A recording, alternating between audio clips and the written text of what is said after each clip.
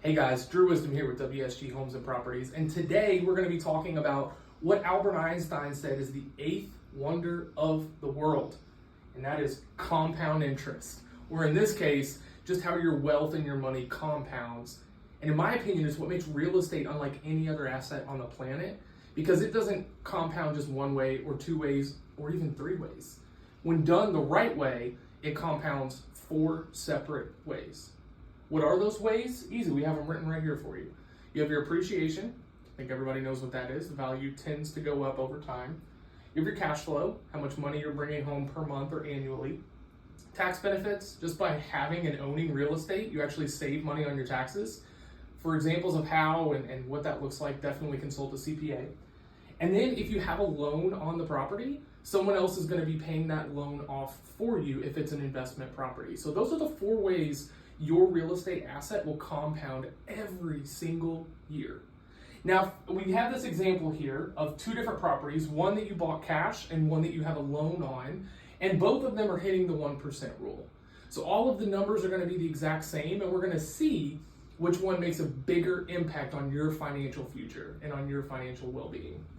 So this property right here has $100,000. Now, because it is hitting the 1% rule, that means per month you're getting $1,000 a month in rent. So appreciation, 3% a year. That's the national historical average. That's $3,000 in that first year. Cash flow after expenses, the average expenses, you're bringing home about $7,800, and you're going to save about $773 per year in depreciation. Again, consult the CPA.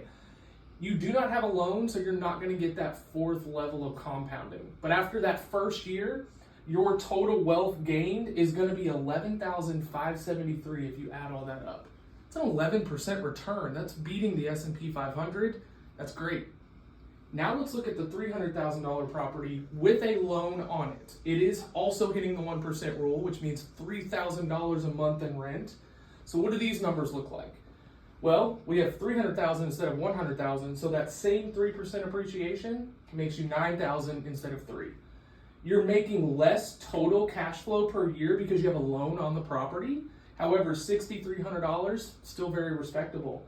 Your tax savings are over $2,000, and your equity that has been generated is $2,515. So with less money invested, because you just need a down payment and closing costs, so you need $82,500 on average for this property, you're actually putting $20,000 in your pocket, which is a 24.4% cash on cash return. Now, some of that's appreciation, so it's going to be paper net worth, but it still has an effect on your financial well-being.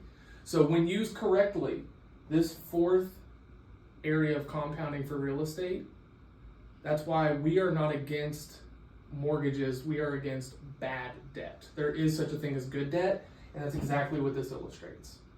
But even if you're just going to use these first three to pay cash for a property, it's going to make a big difference for you. Tune in for more tips. Fucking hated the game.